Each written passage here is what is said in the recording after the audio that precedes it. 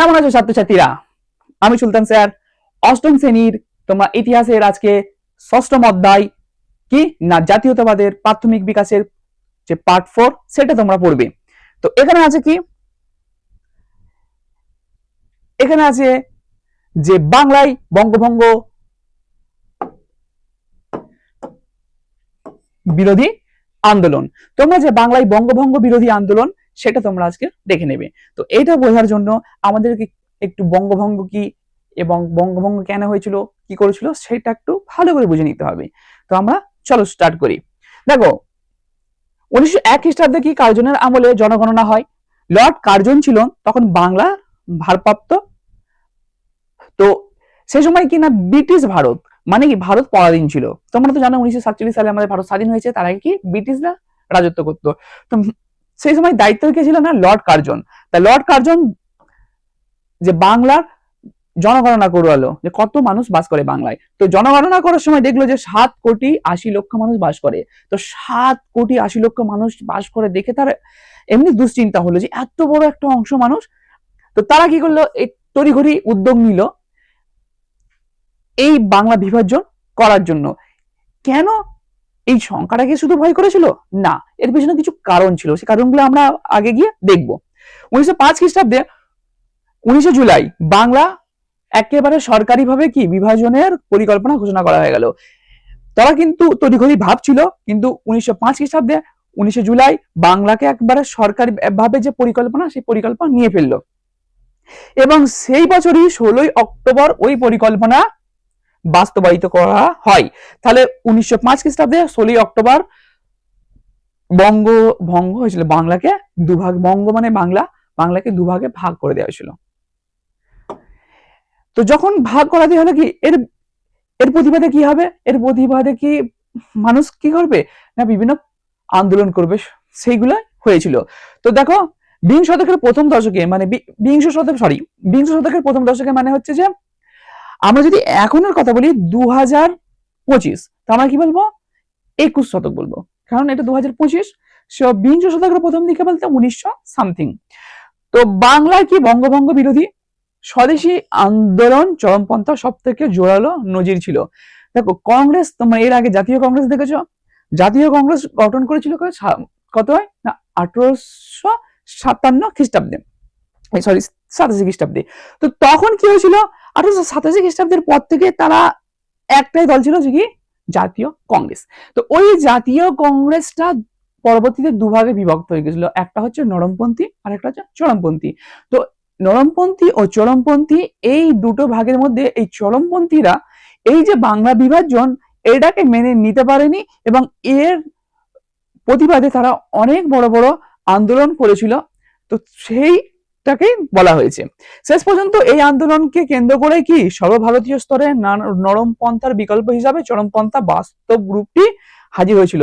তাহলে দুটো তো ভাগ হয়ে গেল, একটা নরম পন্থা যারা কি আবেদন নিবেদনের মাধ্যমে ইংরেজদের কাছ থেকে চাইতো সমস্ত কিছু যেগুলো, আর এরা কি করেছিল ভেবেছিল যে প্রতিবাদের মাধ্যমে তুলে নেব। তো এইটাও এখানে একটু গুরুত্বপূর্ণ আছে, এটা তোমাদের জানা দরকার আছে। এরপরে আমরা যাব একেবারে মূল বিষয়বস্তুতে, যেটা ছিল বঙ্গভঙ্গ। তো এখানে বঙ্গভঙ্গের কারণের পিছনে সরকার তথা লর্ড কার্জনের যুক্তি দিয়েছিল। তো কেউ যদি কিছু, কোনো সরকার যদি কোনো সিদ্ধান্ত নেয় তাকে যুক্তি দিতে হবে সে কেন এটা করছে। তো শেষ তখন কে লর্ড কার্জন ছিল দায়িত্বে, তো কিছু যুক্তি দিয়েছিল। যুক্তিগুলো হলো এই লর্ড কার্জনের যুক্তিগুলো কি প্রশাসনিক যুক্তি দিয়েছিল। প্রশাসনিক যুক্তি কি বলেছিল, বলেছিল একজন ছোট যে কি লর্ডের পক্ষে এত বড় যে সাম্রাজ্য, বাংলা তখন বিশাল ছিল, তো এই বিশাল বাংলাকে সামলানো কি সম্ভব নয়। সেই কারণে এই প্রদেশকে কি করেছিল ভাগ করে দিতে হবে ধরেছিল কি, ফলে তিনি পূর্বাঞ্চলের জেলাগুলির ভালো করে কি নজর দিতে পারেন না। তিনি বলছে যে পূর্ব দিকে যে আমার জেলাগুলো আছে, পুরো বাংলার পূর্ব দিকে যে জেলাগুলো আছে ওইগুলোকে আমি ভালো করে নজর দিতে পারি না, যেহেতু অনেক বড় প্রদেশ। এবং তৃতীয় কি বলেছিল যে আসাম পূর্ববঙ্গের সঙ্গে যুক্ত হলে আসামের চাপ, তাহলে এই আসাম কিন্তু তখন বাংলার মধ্যে ছিল না, তার আগে বাংলার মধ্যে ভাগ করে দেওয়া হয়েছিল। তো বললো যে আসামকে যদি পূর্ববঙ্গের সঙ্গে যুক্ত করা হয় তাহলে কি হবে না চা, তেল, কয়লা প্রভৃতি চট্টগ্রাম বন্দর দিয়ে কি কম সময়ে এবং ও খরচে রপ্তানি করা যাবে। এটা একটা কারণ দেখিয়েছিল। এছাড়াও বলেছিল কলকাতা বাংলার যাবতীয় আন্দোলন উৎসস্থল হওয়াতে পূর্ববঙ্গ, আসাম ও উড়িষ্যার উন্নতিতে ব্যাঘাত ঘটছে। যেহেতু কলকাতায় সমস্ত আন্দোলনগুলো হতো সেই সময় মধ্যে চেয়েছিল কি যে এই সময় উড়িষ্যা বা আরো যে সমস্ত যে জায়গাগুলো আছে সেইগুলোর কি ব্যাঘাত ঘটছে উন্নয়নে। এছাড়াও তারা কয়েকটা কারণ দেখালেও মূল কিন্তু কারণ এইগুলোই ছিল। এরপরে দেখো বঙ্গভঙ্গ বিভাজনের কার্যকরের প্রকৃত উদ্দেশ্য আমাদেরকে এখানটা খুব ভালো করে বুঝতে হবে। এই বঙ্গভঙ্গ যে কেন করেছিল, লর্ড কার্জনের মূল উদ্দেশ্যটা কি ছিল। দেখো এখানে বাঙালির ঐক্যের ফাটল। এই বাঙালির ঐক্যের ফাটল কেন পেয়েছিল, সেই সময়ে যত আন্দোলন হতো সেই আন্দোলনের মানে স্বাধীনতা সংগ্রামের সময় যখন পরাধীন ভারত ছিল, পরাধীন ভারতের কাছে স্বাধীন ভারত পাবার জন্য যে আন্দোলনগুলো হয়েছিল সেই আন্দোলনে সব থেকে বড় ভূমিকা পালন করেছিল এই বাঙালিরা, ঠিক আছে। এবং কংগ্রেসের জাতীয় কংগ্রেস সেই সময়ের একটা বড় কি বলবো জাতীয়তাবাদী দল ছিল। ওই জাতীয়তাবাদী সব থেকে বড় বড় যে নেতাগুলো ছিল সেগুলো সব ছিল এই বাংলার। এবং বাংলার মানুষ একেবারেই ইংরেজদের নাকের গোড়ায় কি বলবো দম বন্ধ করে দেওয়ার মতো অবস্থা করে দিয়েছিল প্রতিবাদ আর আন্দোলন করে। তাই তারা চাইলো এই বাংলাকে কোনোভাবে দুর্বল করে দিতে হবে, যাতে তারা দুর্বল হয়ে যায় এবং যে তারা যে দেশের স্বাধীনতার জন্য যে লড়াই করছে এই লড়াই যাতে বন্ধ হয়ে যায় অথবা অনেকটা দুর্বল হয়ে যায়, যার যার কারণে আমরা কি সার্ভাইভাল করতে পারি খুব সহজে। তো কারণগুলোর মধ্যে কি বাঙালির ঐক্য। এবার এই যে বাঙালিরা একটা ঐক্য ছিল, একসঙ্গে আন্দোলন করছিল, তো এই যদি বাংলাকে ভাগ করে দিয়ে যায় তাহলে ঐক্যকে ভঙ্গ করে দেওয়া যাবে এবং এর মাধ্যমে কি ইংরেজদের স্বার্থ হাসিল হবে। তো লর্ড কার্জন চেয়েছিল কি ডিভাইড অ্যান্ড রুলস। এইটা কিন্তু একটা বিশাল বড় পরিকল্পনা। এই ডিভাইড অ্যান্ড রুলস, এই যে আজকের দিনেও যে আমাদের হিন্দু মুসলমানের মধ্যে একটা যে ঐক্য নেই, মানে ঐক্য আছে কিন্তু ঐক্যর মধ্যেও কিছু কিছু হিন্দু কিছু কিছু মুসলিম একে অপরকে যে খারাপ চোখে দেখে, এই দেখাটা এই যে বীজ, এই যে একটা বিষাক্ত বীজ এটা কিন্তু রোপণ করেছিল ইংরেজ সরকার। ইংরেজ সরকারের পর এই বীজের জন্যই কিন্তু আমরা যে ভারত পাকিস্তান দুটো ভাগ এটা দেখতে পেয়েছিলাম, এই ডিভাইড অ্যান্ড রুলস এই জিনিসটার জন্য পরবর্তীতে যা পাকিস্তান থেকে বাংলাদেশ মানে আমাদের ভারত থেকে দুটো রাষ্ট্র কিন্তু তৈরি হয়েছে, যেটা হচ্ছে পাকিস্তান ও পাকিস্তান থেকে বাংলাদেশ। অতএব তখন ভারত পাকিস্তান ও বাংলাদেশ সব একই ছিল। এই ডিভাইড অ্যান্ড রুলস নীতি দ্বারা কি করলো না পূর্ব বাংলায় হিন্দুদের সংখ্যালঘু করে দিল এবং কি করতে চাইছে যে এটা পূর্ব বাংলা, বাংলাকে দুভাগে ভাগ করলো, একটা হচ্ছে পূর্ব বাংলা আর একটা হচ্ছে পশ্চিম বাংলা। পূর্ব বাংলা হচ্ছে যে চট্টগ্রাম, মিরপুর, ঢাকা এই দিকটা যে আছে এই দিকটা, এবং এইটাকে ভাগ করে কি করতে চাইলো না আসামের সঙ্গে যুক্ত করে দিতে চাইলো। এই যে পূর্ব বাংলা, এই পূর্ব বাংলাতে বেশি কি ছিল, পূর্ব বাংলাতে বেশি ছিল কি মুসলিমরা এবং পশ্চিম বাংলায় কি ছিল বেশি হিন্দুরা। তারা এই যে নীতি একটা দেখলো যে এদিকে বেশি হিন্দু এদিকে বেশি মুসলিম, এই তথ্যের উপরে ভিত্তি করে দুভাগ করতে চাইলো। তারা চাইলো যে এখানে কি হবে না হিন্দু মুসলমানের ঐক্য নষ্ট হয়ে যাবে, সংখ্যালঘু হিন্দুরা হয়ে যাবে। আর পশ্চিম বাংলায় কি হবে, পশ্চিম বাংলায় হয়ে যাবে যে হিন্দু কম মুসলিম বেশি হয়ে যাবে। এবং দুজনকেও পরিকল্পনা ভাবে তারা কি মানে ঐক্য নষ্ট করার জন্য দুজনকে লড়াই করাবে সংখ্যালঘু এবং সংখ্যাগরিষ্ঠদের মধ্যে, যাতে তাদের ঐক্য নষ্ট হয়ে যায়। এছাড়া জাতীয় আন্দোলনকে দুর্বল করা, তারা চাইলো যে এই যে জাতীয় আন্দোলন, তিনি জানতেন কি বাঙালি হিন্দু মুসলমানদের ঐক্যর ফাটল ধরলেই জাতীয় আন্দোলন কি দুর্বল হবে। যদি হিন্দু মুসলমানদের ঐক্য নষ্ট হয়ে যায় তাহলে জাতীয় আন্দোলন দুর্বল হয়ে যাবে। আর কারণ সেই সময় বাংলা তথা বাঙালি ছিল ভারতের জাতীয়তাবাদী আন্দোলনের সূতিকা ঘর, মানে সেই সময়ে বাংলায় ভারতবর্ষের একেবারে জাতীয় আন্দোলনের সূতিকা ঘর, মানে একেবারে যদি বলো যে প্রধান জায়গা তখন বাংলাই ছিল। তাই বাংলার মধ্যে মুসলিম এবং হিন্দুদের ঐক্য নষ্ট করার কারণেই তিনি বঙ্গভঙ্গ করতে চেয়েছিলেন। এছাড়াও কি ছিল না কংগ্রেসকে দুর্বল করা। দেখো সেই সময় 1905 খ্রিস্টাব্দে জাতীয় কংগ্রেসের কি শীর্ষস্থানীয় মানে যারা সব থেকে উঁচু নেতা ছিল তারা সব ছিল কি বাঙালি, মানে এই বাংলার। তো অবভিয়াসলি তখন যদি বাংলাকে দুভাগে ভাগ করে দেয় কি হবে না, বাঙালি ঐক্য বিনিষ্ট করা মানে জাতীয় কংগ্রেসকে কি ঐক্য বিনিষ্ট বা সংগতিকে দুর্বল করা, জাতীয় কংগ্রেসের ঐক্য এবং গ্রহ এটা গ্রহণীয়তা হবে কে দুর্বল করা। যখন একটা বাংলাকে দুর্বল করে দেবে তখন কি হবে না, এই জাতীয় কংগ্রেসের যে প্রধান প্রধান নেতাগুলো আছে তারা দুভাগে ভাগ হয়ে গেলে কি হবে, এই জাতীয় কংগ্রেস দুর্বল হয়ে যাবে এবং এর মাধ্যমে কি হবে যে যে এদের মধ্যে একটা যে ভ্রাতৃত্ব আছে, একটা যে সংগঠন, এক যে স্ট্রং সংগঠন আছে, এটা কি হয়ে যাবে দুর্বল হয়ে যাবে এবং যে জাতীয় আন্দোলন সেটা এর মাধ্যমে দুর্বল হয়ে যাবে। এগুলো কিন্তু মূল একেবারে যদি তুমি বলতে চাও প্রকৃত উদ্দেশ্য এইটা, এইগুলো কিন্তু প্রকৃত উদ্দেশ্য ছিল। এছাড়াও একটা এই প্রত্যেকটা উদ্দেশ্যের মূলে কি উদ্দেশ্য ছিল না, ব্রিটিশ সরকারের স্থায়িত্ব। ব্রিটিশ সরকার কি চেয়েছিল, যেখানে আরো বেশি দিন আমরা যাতে কাটাতে পারি, মানে ব্রিটিশ সরকার চেয়েছিল যে ভারতে আমরা থেকে যাব এবং ভারতীয়রা যে তারা স্বাধীনতার জন্য যে আন্দোলন করছে সেটাকে একেবারে দমিয়ে দেব, আমাদের স্থায়িত্বটা বেড়ে যাবে। কার্জনের প্রধান উদ্দেশ্য ছিল কি এদেশের ব্রিটিশ সরকারের রাজনৈতিক স্বার্থ বা চরিতার্থ করা, ব্রিটিশ সরকারের বিপদ মুক্ত করে এদেশে তার স্থায়িত্ব বৃদ্ধি করা, যাতে আরো অনেক বছর এই দেশে রাজত্ব করতে পারে এবং আমাদের ভারতকে ব্রিটিশ সরকার শাসন করতে পারে, সেটাই ছিল মূল উদ্দেশ্য।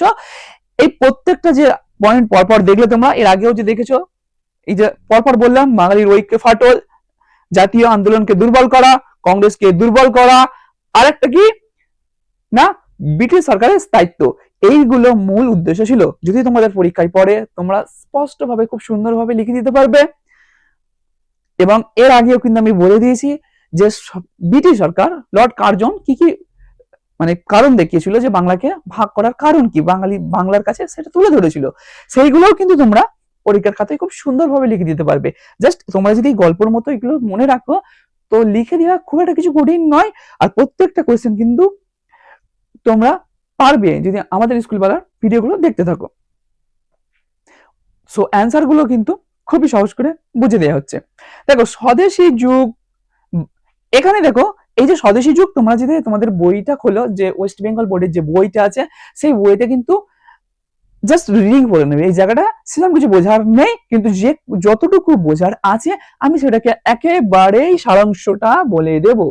ও ঠিক আছে, এটা তোমরা খুলবে, বইটা একটু নিখুঁতভাবে একবার রিডিং করে নেবে, রিডিং পড়ে নিলে এই বিষয়টা তোমার স্পষ্ট হয়ে যাবে। দেখো স্বদেশী যুগে কি অবনীন্দ্রনাথ ঠাকুরের চোখে, এখানে দেখো অবনীন্দ্র ঠাকুর ওনার চোখে যে স্বদেশী যুগ সেটাকে ব্যাখ্যা করা আছে। তো আমি জাস্ট এটাকে পয়েন্ট ওয়াইজ একটু তোমাদেরকে বলে দিচ্ছি, এইটা তোমরা যদি বুঝে যেতে পারো তোমরা এই পুরোটা লিখে দিতে পারবে।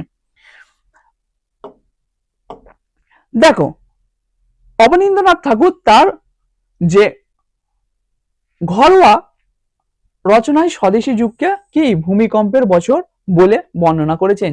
তিনি কি বলেছিলেন, যেটা হচ্ছে ভূমিকম্পের বছর, যা উৎসাহ, ঐক্য ও সৃজনশীলতায় ভরা ছিল। কি কি ছিল না, উৎসাহ ছিল, ঐক্য ছিল এবং কি ছিল, সৃজনশীলতা ছিল।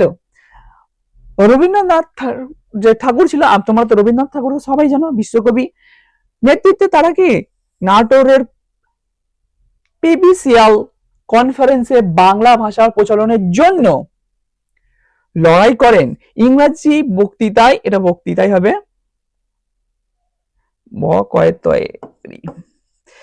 বক্তৃতায় চেঁচিয়ে বাংলা বাংলা বাংলা বলে বাধা দিয়ে শেষমেশ জয়লাভ করেন। এটি ছিল বাংলা ভাষার প্রথম সংগঠিত লড়াই। তাহলে একটা ইংরাজি অনুষ্ঠানে কি করলো, বাংলা বাংলা বলে তারা চেঁচিয়ে এটা প্রতিবাদ জানালো। তো এখানে অবনীন্দ্রনাথ ঠাকুরের চোখে যেগুলো ছিল এবং অবনীন্দ্রনাথ ঠাকুর যেই বঙ্গভঙ্গ সময়ে যে পদক্ষেপগুলো নিয়েছিল সেই পদক্ষেপগুলো আমি জাস্ট পরপর বলে দিচ্ছি। জাস্ট এটা তো তুমি দেখলে রিডিং, এরপরে আমি জাস্ট পয়েন্ট করে একটু একটু করে তোমাদের বলে দিচ্ছি।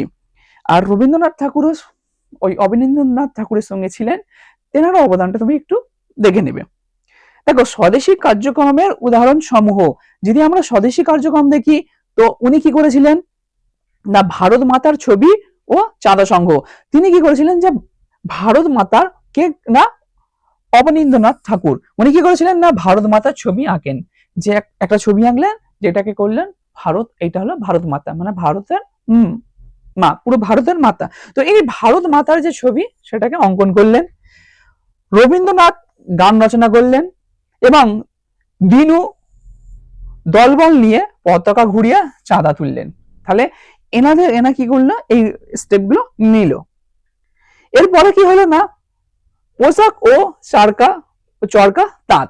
এ দেখো পোশাক বলতে আমরা যে জামা কাপড়গুলো পরছি সেই সময়, তো সেই সময় কি ছিল না চরকা যে ঘোড়া, চরকা হচ্ছে কি যে জামা কাপড় তৈরি করার, ধরো যে এখন তো দেখেছো মেশিনে তৈরি হয়, তখন জামা কাপড় তৈরি করা তো যেটা দিয়ে সেটাকে চরকা বলা হতো। তো সেই চরকা ঘুরিয়ে জামা কাপড়, দেশীয় জামা কাপড় তৈরি হতো। আর কি করেছিল না এই যে চরকা তাঁতের শাড়ি হতো, সেই সময় কি করতো তাঁত এইসবগুলো তৈরি করলো, কি করলো সবাই স্বদেশী সাজসজ্জা গ্রহণ করেন। তাহলে কি করলো বিদেশি সাজসজ্জা না পরে আমাদের স্বদেশী যে সাজসজ্জা আছে সেই জামা কাপড়গুলো পরিধান করলো। মা ছোট ধুতি দেন, যারা ছোট বাচ্চা ছেলে তাদেরকে ছোট ছোট ধুতিগুলো দিল। ঘরে চরকা কাটা, সুতো রোদে দেওয়া, দেখো চরকা কাটলো, সুতো রোদে দিল এবং গামছা ধুতি তৈরি করলো। তাহলে কি করলো সবাই স্বদেশী পোশাক পরলো, চরকা কাটলো, সুতো রোদে দিল এবং সবাই মিলে কি করলো না একটা যে দেশীয় পোশাক সেটাকে সমর্থন করলো এবং বিদেশি পোশাক যেটা সেটাকে বর্জন করা। এইটাই ছিল মূল এখানের কথা। এবং তার জন্য কি গামছা ও ধুতিও তৈরি করলো, তারা সেই স্বদেশী যে শিল্প সেটাকে এখানে কি করলো প্রমোট করলো। জনরোচকতা দেখো ঘাটের লোকারণ্য, সান, রাখি বন্ধন, এইগুলো সব রাখি বন্ধনের যে মহোৎসব এগুলো সব কি সংগঠিত হলো। এখানে একটা রবীন্দ্রনাথ ঠাকুরের অবদান ছিল, কি ছিল না রাখি বন্ধন উৎসব। রবীন্দ্রনাথের প্রস্তাবে, রবীন্দ্রনাথ ঠাকুর যে ছিল তেনার প্রস্তাবে কি হলো গঙ্গায় স্নান করা হলো, সবাই গিয়ে কি করলো গঙ্গায় স্নান করলো, করে জগন্নাথ ঘাটে সবার হাতে রাখি পরানো হলো। তাহলে এখানে গঙ্গায় একদল যে রবীন্দ্রনাথের দলে কি মানে সাথে কি করলো গেল, গিয়ে গঙ্গায় স্নান করলো। স্নান করার পরে তারা জগন্নাথ যে ঘাট আছে সেই ঘাটে যে যে যাচ্ছিল সবাইকে রাখি বাঁধতে শুরু করলো, সেটা হোক হিন্দু মুসলিম বৌদ্ধ জৈন সবাই যে ভারতীয়দেরকে রাখি বাঁধতে শুরু করলো। এটা একটা ঐক্য, রাখি বন্ধনের মাধ্যমে বঙ্গভঙ্গের যে ঐক্য সেটাকে দেখাতে চাইলো যে বঙ্গভঙ্গ তোমরা যে করতে চাইছো সেই বঙ্গভঙ্গ যে ভারতীয়রা সন্তুষ্ট নয়, আমরা ভারতীয়দিকে যতই তুমি ভেদাভেদ করতে চাও আমরা ভারতীয়রা এক, আমরা সবাই মিলেমিশেই আছি এবং মিলেমিশেই থাকবো। এই মেসেজটা দেবার জন্য কি করলো না সবার হাতে রাখি বাঁধতে থাকলো। এটা মিছিল করে যায়, সবাই রাস্তায় হেঁটে হেঁটে কি করলো মিছিল করে গেল, রাস্তায় লোকেদের উৎসব এবং মেয়েরা খই ছড়াল, শাক বাজালো, দিনুর গান বাংলার মাটি বাংলার জল।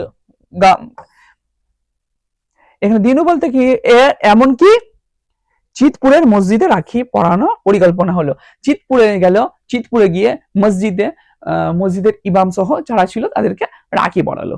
তো এই স্টেপ গুলো হয়েছিল, এইগুলো তুমি বইয়ে পেয়ে যাবে, একেবারে 3 পাতা আছে, পরপর রিডিং করে নেবে। এখানটা এটাই ছিল। এরপরে কি দেখবো আমরা যুগের পরিণতি ও বয়কটের বিরোধ।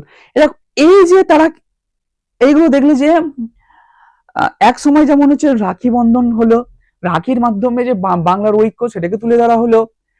অরবিন্দ্রনাথ ঠাকুর উনি কি করলেন না ভারত মাতার ছবি আঁকলেন, এই সাথে সাথে একটা বয়কটেরও পরিকল্পনা হয়েছিল। কি সেটা কি না বিদেশি যে জামা কাপড় বা বিদেশি যে পণ্য, বিদেশি যে সমস্ত দোকানদার আছে বা বিদেশি যে কারখানা আছে বা বিদেশি যে শিক্ষা আছে সেগুলোকে সব কি বয়কট করে দিতে। বিদেশি যে পোশাকগুলো আছে সেই পোশাকগুলোর পরিবর্তে স্বদেশি পোশাক পরতে শুরু করলো। আমরা এর আগেই দেখেছি পুরো বাংলা কি করলো সহ ভারত স্বদেশি পোশাক পরিধান করতে শুরু করলো, স্বদেশি যে খাবারগুলো সেগুলোকে কিনতে শুরু করলো, বিদেশিদের কাছ থেকে বিদেশিদের দোকান থেকে খাবার কেনা বন্ধ করলো। এছাড়াও শিক্ষার ক্ষেত্রেও যে স্বদেশী শিক্ষা সেগুলোকে লোক গ্রহণ করলো, বিদেশি যে শিক্ষা পাশ্চাত্য শিক্ষা সেগুলোকে বর্জন করতে শুরু করলো, এগুলো হলো এবং যুগের পরিণতি হলো স্বদেশী যুগে দেশের লোক দেশের জন্য নিজস্ব অবদান দেওয়ার তাগিদ জাগে। কি হলো, দেশের লোক ভারতবর্ষের মানুষ ভারতবর্ষের জন্য নিজের দেশের জন্য যে অবদান, যে কন্ট্রিবিউশন, সেটার জন্য তাদের তাগিদ জাগলো, যা অবনীন্দ্রনাথ ঠাকুরের ছবির জগতে ফুটে ওঠে এবং এই তাগিদটা অবনীন্দ্রনাথ ঠাকুর উনি ছবির মাধ্যমে তুলে ধরলো। তাহলে এখানে অবনীন্দ্রনাথ ঠাকুরের আমরা অবদানটা এখানেও পাচ্ছি, তাহলে উনি তুলে ধরলো। এছাড়াও কি ছিল, কিন্তু কিছু নেতার জোর জবরদস্তি, বয়কট এবং বিলিতি জিনিস ধ্বংস, দোকান এবং এর তো হয়েছিল এগুলো। এর সাথে সাথে কিছু কিছু রাজনৈতিক নেতা যারা চরমপন্থী ছিল, চরমপন্থী নেতারা কি করলো, জোর জবরদস্তি এগুলো কি করলো, এই যে সমস্ত জিনিসপত্রগুলো বিদেশি তাদের সেইগুলোকে ধ্বংস করে দেয়া, দোকানে লুটপাট করা, ধর্ণা দেয়া, দোকানের সামনে বসে ধর্ণা দেয়া আছে দোকান বন্ধ করো, বিদেশিদের দোকান চলবে না, এইসব ছিল পুলিশের হস্তক্ষেপে যুগ ভেঙে পড়ে। রবীন্দ্রনাথের এতে অংশ নেন না। রবীন্দ্রনাথ ঠাকুর এই যে জোর করে এইটা চাপিয়ে দেওয়াকে সমর্থন করেনি, উনি বলেছিলেন যে এইগুলোকে স্বেচ্ছায় মানুষকে গ্রহণ করতে হবে এবং বিদেশিকে যে পণ্য সেগুলোকে বয়কট করতে হবে। এইগুলো আমরা এখান থেকে পাচ্ছি। দেখো এরপরে আমরা কি পাবো পাঠ্যপুস্তকে, এরপরে আমরা পাঠ্যপুস্তকে পাবো হিন্দু মুসলমানের মধ্যে বিভেদ, রবীন্দ্রনাথের বিশ্লেষণ। রবীন্দ্রনাথ ঠাকুরকে তো সবাই চেনো। রবীন্দ্রনাথ ঠাকুর যে হিন্দু মুসলিমের মধ্যে যে বিভেদ সেটাকে উনি কি করেছিলেন, বিশ্লেষণ করেছিলেন, অ্যানালাইজ করেছিলেন। সেটা টুকরো কথাটা তোমাদের বইয়ে আছে, এটা তোমরা পুরোই বই পেয়ে যাবে, জাস্ট একবার রিডিং করে নেবে, তাহলে সমস্ত কিন্তু পরিষ্কার হয়ে যাবে।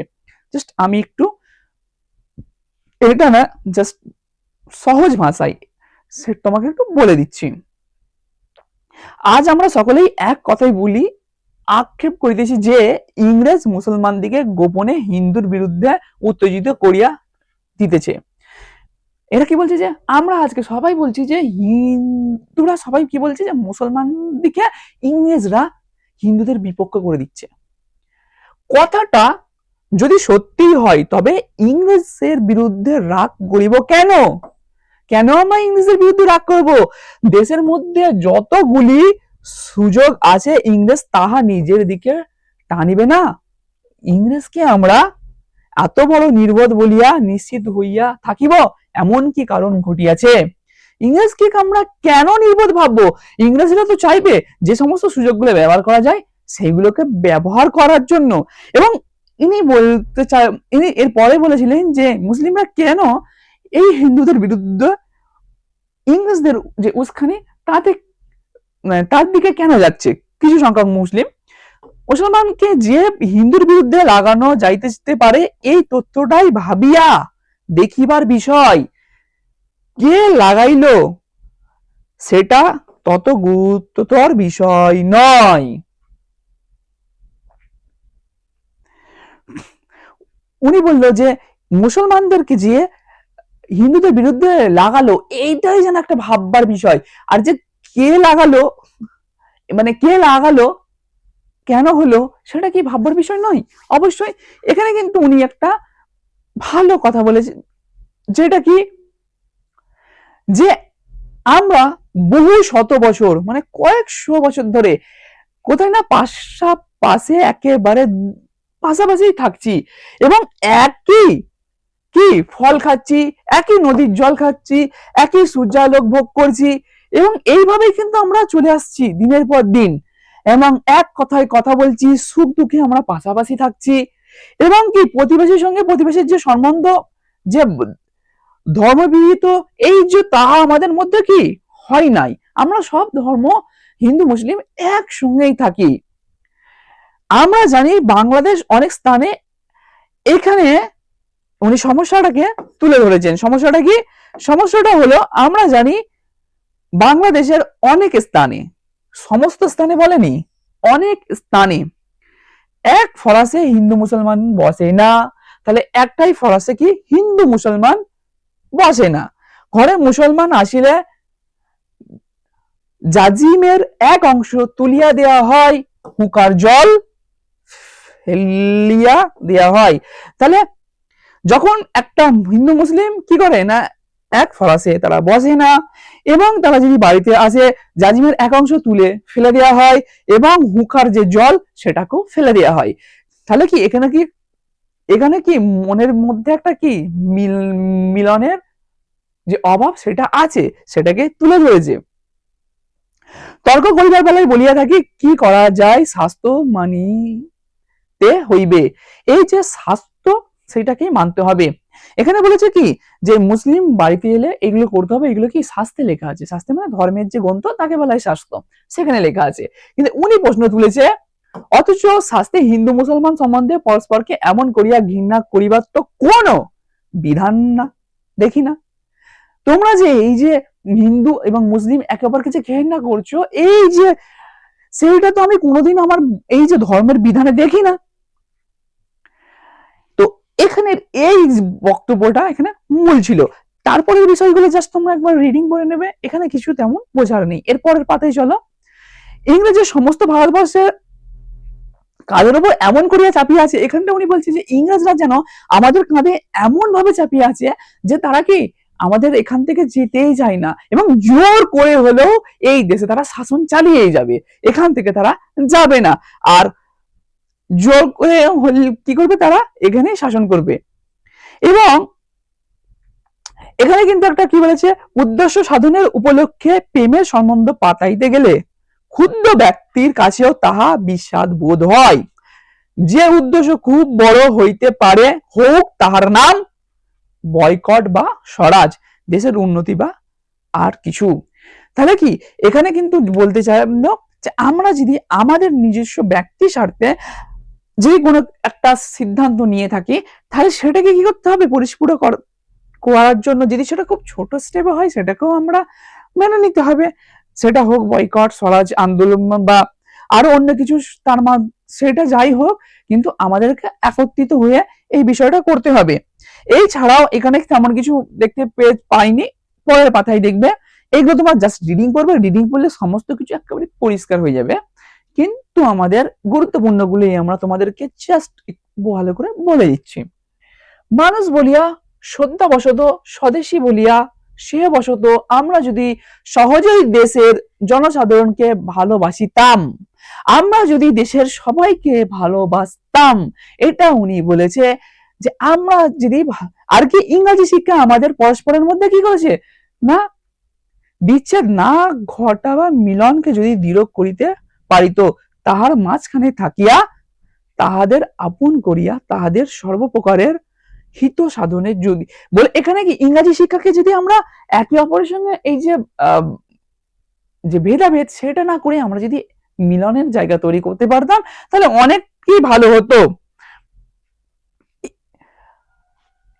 আমাদের উপেক্ষা বা আলস্য না থাকিত, তবে আজ বিপদ বা ক্ষতির মুখে তাহাদিওকে ডাক পড়িলে সেটা অসঙ্গত শুনিতে হইতো না। এই উক্তিটা কিন্তু উনি ওনার যে ব্যাধি ও প্রতিকার সেখানে ছিল। জাস্ট এটা তোমরা বুঝে গেছো। এরপরে চলো, এরপরে জাতীয় শিক্ষা টুকরো কথা আমরা দেখে নেব। দেখো জাতীয় শিক্ষা যখন এই বঙ্গভঙ্গ বিরোধী আন্দোলন শুরু হলো, তখন কি হলো না, ভারতীয়রা যে ইংরেজদের শিক্ষা, যে ইংরাজি শিক্ষা বলা হয়, একটা পাশ্চাত্যের শিক্ষা, একটা পাশ্চাত্যের শিক্ষা, তো ইংরেজি শিক্ষাটাকে পাশ্চাত্য শিক্ষা, সেই শিক্ষাটাকে বর্জন করে নিজেদের যে প্রাচ্য শিক্ষা, সেই প্রাচ্য শিক্ষা দিকে ঝুঁকে পড়লো, এবং এই ইংরাজি শিক্ষাকে তারা খারাপ দৃষ্টিতে দেখতে শুরু করলো। স্বদেশী আন্দোলনের ফলে ইংরেজি ভাষা ও ইংরেজি শিক্ষা তথা শিক্ষা প্রতিষ্ঠানের প্রতি বিরাগ তৈরি হয়। মাতৃভাষার সমস্ত বিষয়ে পঠন পাঠনের চর্চার উদ্যোগ শুরু হলো। তাহলে সবাই ভাবলো আমার যে নিজস্ব মাতৃভাষা আছে, সেই মাতৃভাষা দ্বারা শিক্ষিত হব, এবং এই মাতৃভাষা চর্চা উদ্যোগ একেবারে শুরু হলো।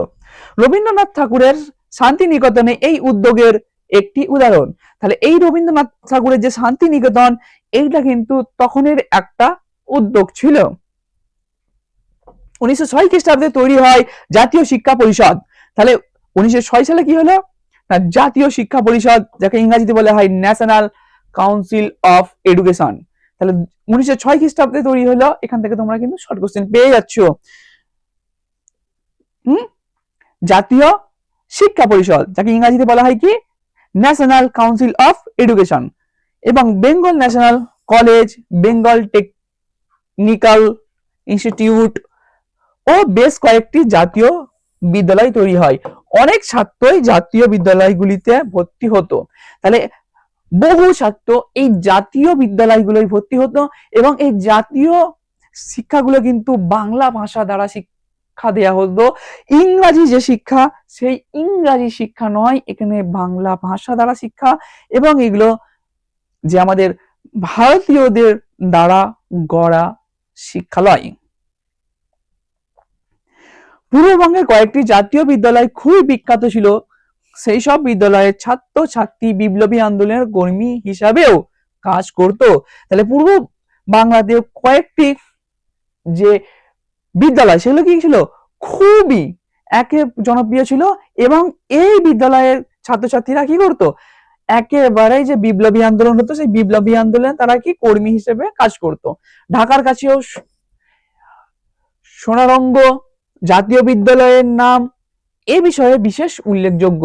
তাহলে আমরা এখানে দেখতে পাচ্ছি ঢাকার কাছে যে সোনারং জাতীয় বিদ্যালয় ছিল, তা খুব নাম ছিল, তবে টাকার বরাদ্দ কম থাকার জন্য জাতীয় শিক্ষার বিস্তার থমকে যায়। এই যে জাতীয় শিক্ষা বিস্তারটা একেবারেই বুম হচ্ছিল, সেটা টাকার কারণে একটু থমকে গিয়েছিল। তারপর আমরা এই জাতীয় শিক্ষাটা কিন্তু পেয়ে গেলাম। তাহলে আমরা আজকে কি কি পড়লাম, তোমরা যদি একটু দেখলে বঙ্গভঙ্গ বিরোধী আন্দোলন পড়লে, তারপরে তোমরা দেখলে যে অরবিন্দ্রনাথ ঠাকুরের অবদান, রবীন্দ্রনাথ ঠাকুরের অবদান, হিন্দু মুসলমানের মধ্যে বিভেদে যে রবীন্দ্রনাথ ঠাকুর অবদান ছিল, সেটা তো তোমরা দেখতেই পেলে। এছাড়াও তোমরা কি পেয়ে গেলে আজকে কিন্তু তোমরা পেলে হলে এই যে টুকরো কথা তোমরা দেখেছো জাতীয় শিক্ষা, এই জাতীয় শিক্ষার যে টুকরো কথা পেয়ে গেলে, সাথে সাথেই তোমরা কিন্তু এই পুরো পড়াশোনাটা তোমাদের শেষ হলো। নেক্সট দিন আমরা পরবর্তী যতটুকু অংশ বাকি আছে ওইটা নিয়ে একটা ক্লাস দেব। দেখো আমাদের যে ইউটিউব চ্যানেল আছে, তোমাদের বন্ধুরা যদি সার্চ করে এই স্কুলওয়ালাকে, তাহলে তাদেরকে বলবে কি লিখতে, @স্কুলওয়ালা.info, এবং আমাদের যে ওয়েবসাইট আছে www.schoolwala.info। এখানে কিন্তু তোমরা যদি যাও, এখানে সমস্ত কোয়েশ্চেন অ্যান্সার পেয়ে যাবে, এমসিকিউ, এসএকিউ এবং লং ফরম্যাটেও কিন্তু প্রশ্ন উত্তর আছে। সে তার পুরো একটা ফরম্যাট তোমরা পেয়ে যাবে, যেমন তোমাদের কোচিং এ দেওয়া থাকে তার থেকেও অনেক সুন্দর এবং অনেক গোছানো। সাথে সাথে আমাদের ভিডিওটা পেয়ে যাচ্ছ। এছাড়াও কিন্তু তোমরা একটা কুইজের মতো শর্ট কোশ্চেন এমসিকিউ গুলো সলভ করাতে পাবে। তো তোমরা ভিজিট করো আমাদের ওয়েবসাইটে, এবং আমাদের এই ইউটিউব চ্যানেলের ভিডিওগুলোকে তোমরা বন্ধুদের মধ্যে শেয়ার করো, লাইক দাও, কমেন্ট করো। তোমাদের যদি ভালো লাগে সেটাও তোমরা লিখে দাও, এবং এই পড়ানোর মধ্যে নতুনত্ব যদি কিছু খুঁজে পাও তাও তোমরা লিখবে।